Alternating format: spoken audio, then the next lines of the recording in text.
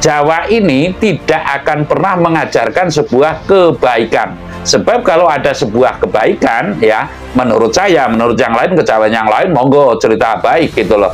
Namun, kalau Jawa tidak mengajarkan kebaikan, namun di atas kebaikan, yaitu adalah kebajikan. Manusia tidak boleh sok suci, sok benar, penampilannya koyo yoyo, ya. Namun kasunyatanya, setan itu berada di mana-mana. Tapi ulo salam yo atur bagyo wis muga nusantara. Hong wilahing jati nuhune ajat-ajate leluhur Nusantara tapi uluk salamu ya. Lagi-lagi ada sebuah kejadian yang unik dan ya unik yang kelihatannya berbenturan dengan sebuah lembaganya, lembaga yang mengajarkan sebuah kebaikan, ya, mengajarkan sebuah keluhuran. Namun kasunyatanya sudah beberapa kali ya, ada di Depok, ada kemarin itu di Jember, ada lagi itu di Jombang, dan masih banyak lagi di Kalimantan dan sebagainya lah. Ini makin mencorengkan kalau secara kacamata umum. Secara kacamata umum ini mencoreng sebuah lembaga pendidikan yang konon ceritanya selalu menggaung-gaungkan kebaikan, menggaung-gaungkan dan bahkan seolah-olah menjanjikan kepada surgawi yang luar biasa dengan tema-tema tertentu. Kalau saya ngomong nanti promosi mungkin keliru ya. Ya, saya nggak akan merana ke sana, namun di situ ada sebuah amang-amang, sebuah iming-iming, dan lalu sebuah omong-omong. Lah, yang lebih menghentak lagi, katanya baru-baru ini di Jember itu ada 11 santri ya, Yai Muhammad Fahim, apa itu kalau nggak keliru, itu kan sebuah hal yang mencoreng kelembagaan, yang konon ceritanya menjanjikan sebuah kebaikan dan surgawi yang luar biasa untuk seluruh umat lah. Ini makin membingungkan, dalam arti membingungkan, akan berkiblat kemana masyarakat ini? Ya, sekali lagi, akan berkiblat kemana masyarakat ini? Yang konon, manakala sudah banyak orang yang membaca ayat-ayat tertentu, lalu jin, setan, perayangan itu sudah tidak berani mendekat, ya, dan sebagainya. Namun kasunyatanya sosok yang mempelopori yang demikian justru melakoni yang kurang pas menurut angger-anggere orang umum. Namun kalau saya, menurut angger-angger saya, itu adalah kejadian yang wajar. Kan lucu, dalam kejawen ini kejadian seperti itu adalah yang wajar. Makanya tidak ada ibaratnya orang yang sok suci atau semuci suci, kalau istilah Jawa dilarang semuci suci atau sok bagus atau sok benar atau sok kaya atau sok dan sebagainya gitu, sok segalanya yang jelas. Nah, saya akan mengupas sedikit mengapa hal ini sebuah kewajaran ya dalam ajaran kejawen. Ya, dalam ajaran kejawen menurut saya ini adalah sesuatu yang wajar. Manakala ada yang demikian itu ya ditanggapi secara lunak, secara santai, dan lalu tidak mencela, dan lalu tidak pula akan memuja siapapun dan dimanapun dan kapanpun. Artinya sosok yang menurut seseorang atau kelompok orang tertentu itu adalah sosok yang suci, sosok yang benar. Ini nggak ada pandangan yang demikian secara mutlak, kecuali sungguh-sungguh sudah bisa memberikan suri tolada koyoto Pak Karno, koyoto mungkin para kaum sufi terdahulu, atau kalau istilah Jawa itu ya kaum brahmana tertentu, pandita, resi. Lah ini baru kita memang diwajibkan atau diharuskan untuk menghormati, dan yang demikian itu bisa dilihat dari kacamata batin ya. Artinya saya akan mengatakan bahwa orang kita, orang Jawa itu semestinya melihat dengan pramono jati, bukan dengan mata lahir saja, namun juga dengan mata batin. Lah, ketika mata lahir itu tertipu oleh mata batin, tidak mata batin sebagai penghantar untuk melihat secara kacamata dohir, pasti kita atau niscaya kita itu akan terkelabui, tertipu oleh dirinya, kasarnya ngomong terkelabui oleh dirinya, dan selalu membohongi dirinya atau dibohongi oleh dirinya, kasarnya ngomong terkelabui. Kalau menurut saya, kalau menurut orang umum ini adalah tertipu oleh dirinya dan menipu dirinya untuk selama-lamanya. Lah, saya akan meranah, saya tidak akan mencela Kiai Muhammad Fahim ya, tidak ada istilah konsep Jawa itu mencela atau menghujat, sama sekali tidak, yang katanya dilaporkan oleh istrinya. Nah, namun saya akan memberikan sebuah advice, boleh lah, memberikan sebuah rujukan boleh. Ya, wong Jawa ojo lali marang Jawane. Sekali lagi,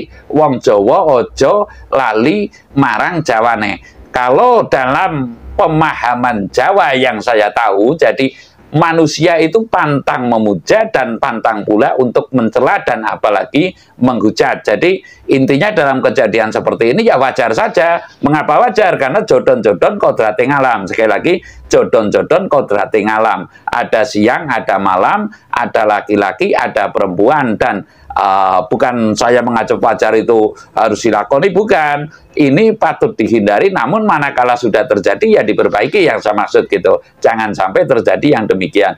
Dalam paham kejawen yang saya tahu, kalau yang lain tahu ya banyak gitu. Hal yang demikian itu adalah hal yang wajar, ya. Hal yang wajar dalam artian manusia tidak boleh sok suci, walaupun santrinya udah ribuan, itu tidak boleh seolah-olah nampak lahir itu baik. Yang saya maksud, taruhlah pakai jubah, pakai peci, seolah-olah kemana-mana itu bawa ayat-ayat suci. Lah, ini menurut Jawa ini tidak boleh, karena siapa tahu terjadi hal yang demikian. Lah, saya akan sedikit mengatakan bahwa Jawa ini tidak akan pernah mengajarkan sebuah kebaikan. Sebab kalau ada sebuah kebaikan, ya, menurut saya, menurut yang lain, kejawen yang lain, monggo cerita baik gitu loh. Namun, kalau Jawa tidak mengajarkan kebaikan, namun di atas kebaikan, yaitu adalah kebajikan. Sekali lagi, Jawa itu mengajarkannya kebajikan. Lah, beciknya apa? Kiai Muhammad Fahim yang sudah demikian itu ya kita berikan nasihat, kita dodok seleke, lalu manakala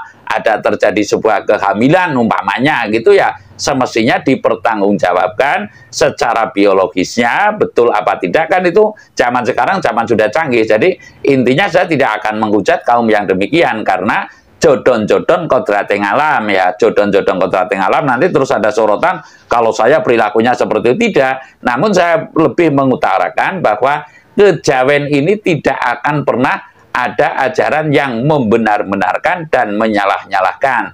Dan kejawen ini tidak akan pernah mengajarkan kebaikan. Namun di atas kebaikan itu adalah ajaran kebajikan. Ajaran kebajikan itu ya murih lan becike.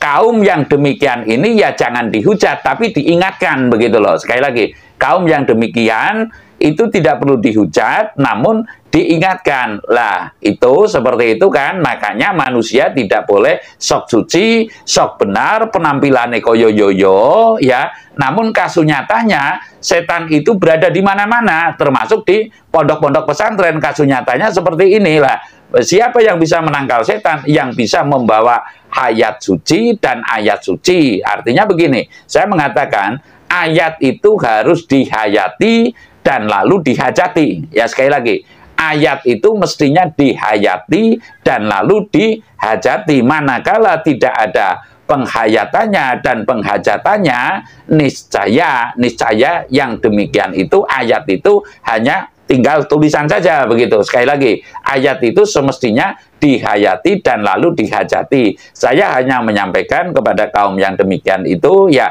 mari kita bersadar bahwasanya jangan sok baik ya atau mengajarkan kebaikan, namun ajarkanlah sebuah kebajikan. Kebajikan posisinya adalah di atas kebaikan. Yang saya maksud umpamanya seperti kita melihat ada orang tua memukul anak. Lah, semestinya kita mengingatkan jangan sampai memukul umpamanya. dan lalu kok memukul dan sebagainya, ya kita balas pukul gitu loh. Lah ini sebuah kebajikan murih lan becike wong tuwa kang nganiaya marang anak itu ya dipukul begitulah. Ini pun Kiai Muhammad Fahim semestinya diberikan sebuah peringatan jangan sampai terjadi yang demikian lagi, dan lalu santrinya pun semestinya juga ada batasan, artinya tahapan antara hormat dan taruhlah berbakti ini mesti ada sebuah fase ya, menghormati seperti apa, berbakti seperti apa. Namun mungkin karena kasarnya ngomong tipu daya dari sang ustadz ini sehingga hal yang kurang muhrim atau tidak semestinya terjadi, mungkin itu terjadi lah.